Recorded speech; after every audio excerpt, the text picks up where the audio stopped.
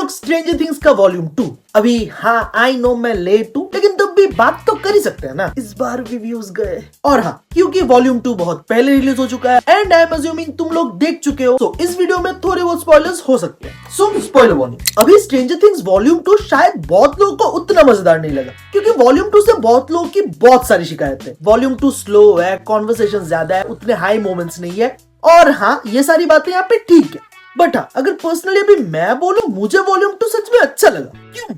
चलो बताता हूँ। अभी देखो, यहाँ पे ये बात सही है, जितने हाई पॉइंट्स वॉल्यूम 1 में थे उतने हाई पॉइंट्स वॉल्यूम 2 में नहीं थे, और जिस हाई पॉइंट पे वॉल्यूम 1 खत्म हुआ था वैसा हाई पॉइंट भी वॉल्यूम 2 में नहीं था। एक यहाँ पे वो विल वाला मोमेंट, उसके अलावा ज्यादातर यहाँ पे कॉन्वर्सेशंस थे, जहाँ कुछ बहुत ही अच्छे और बहुत ही इमोशनल मोमेंट्स वॉल्यूम 2 में थे। काइंड ऑफ बोल सकते हो वॉल्यूम 1 यहाँ पे सेटअप था सीजन फिनाले का, वही वॉल्यूम 2 कुछ कुछ जगहों पे और कुछ कुछ पॉइंट्स को लेकर अपने को क्लोजर दे रहा है, साथ ही यहाँ पे कुछ क्वेश्चंस का आंसर भी कर रहा है। और सीजन फिनाले जो लगभग 2 घंटे का है, वहां पे अपने को पूरा पे ऑफ मिलने वाला है। जहां अगर वॉल्यूम 2 की बात करें, तब वॉल्यूम 2 को मेकर्स ने यूज किया है सेटअप और साथ ही कुछ पॉइंट्स पे अपने को क्लोजर देने के लिए, और साथ ही कुछ चीजों को एक्सप्लेन करने के लिए भी। जहां पहले तो डिमेंशन एक्स या एबिस का सेटअप, फिर वेक्ना या कह लो हेनरी क्रिल, उसके ओरिजिन पे थोड़ा सा हिंट किया गया है। जहां उस केव में ऐसा क्या हुआ था जिससे वेक्ना की इतनी फटती है, जिसका थोड़ा बहुत कुछ हमें वॉल्यूम 2 में दिखा है। फिर मैक्स का वापस आना, डस्टिन और स्टीव के बीच की कॉन्वर्सेशन, और साथ ही विल का अपनी असलियत सबको बताना कि उसे गड्ढे नहीं डंडे पसंद है। यू नो,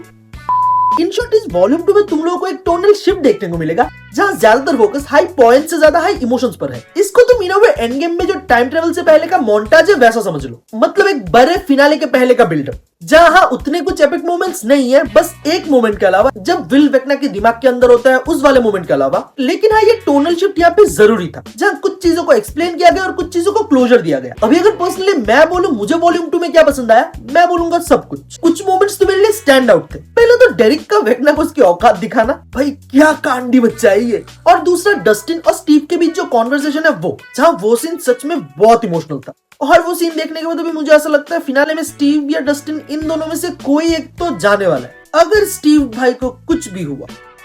और विल का वेक्ना के माइंड के अंदर घुसना, वो मोमेंट यहाँ पे एपिक था। साथ ही लास्ट में जो विल का पार्ट था, जब वो उसकी आइडेंटिटी सबको बता रहा होता है। अभी वो पूरा कॉन्वर्सेशन में पूरी तरह से यहाँ पे अननेसेसरी तो नहीं बोलूंगा, लेकिन वो लंबा जरूर था। आई मीन वो अननेसेसरी फील इसलिए होता है क्योंकि इस कॉन्वर्सेशन को बहुत हद तक यहाँ पे खींचा गया, जिसकी इतनी जरूरत शायद यहाँ पे नहीं थी। और बुरा क्या लगा, तो बस एक चीज, यार ये नेटफ्लिक्स वाले एक बार में क्यों नहीं रिलीज कर रहे। चलो वॉल्यूम 2 तो यहाँ पे बहुत सही था, लेकिन अभी इसके बाद फिनाले को लेके अपने कुछ प्रेडिक्शंस है, मतलब क्या हो सकता है या क्या होने वाला है। जहाँ सबसे पहले तो अपने को माइंड फ्लेयर और साथ ही वेक्ना का ओरिजिन देखने को मिल सकता है, जिसका एक ब्रॉडवे शो ऑलरेडी से चल रहा है, और वही स्टोरी यहाँ पे स्ट्रेंजर थिंग्स की यूनिवर्स में कैनन है, जहाँ वेक्ना का शायद पूरा ओरिजिन नहीं, लेकिन कुछ इंपॉर्टेंट पॉइंट जरूर से दिखेंगे। और सबसे बड़ा सवाल यहाँ पे असली विलन कौन है, मतलब माइंड फ्लेयर वेक्ना को कंट्रोल कर रहा है या वेक्ना माइंड फ्लेयर को। फिर इन लोगों का जो पूरा प्लान है वेक्ना की फील्डिंग सेट करने का, उसमें कुछ लोचा होगा, जिस वजह से कोई एक तो जरूर से निपटेगा। जब मुझे ऐसा लगता है वो डस्टिन या स्टीव में से कोई हो सकता है।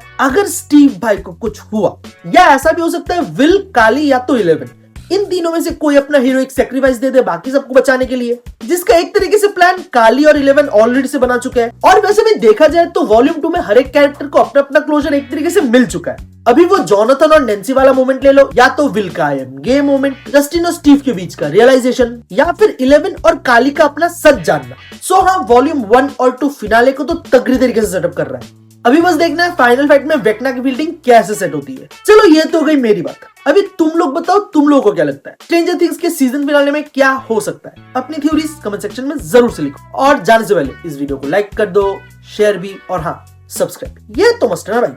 बाकी थैंक्स फॉर वॉचिंग, मिलते हैं अगले वीडियो में। Till then be safe, be happy.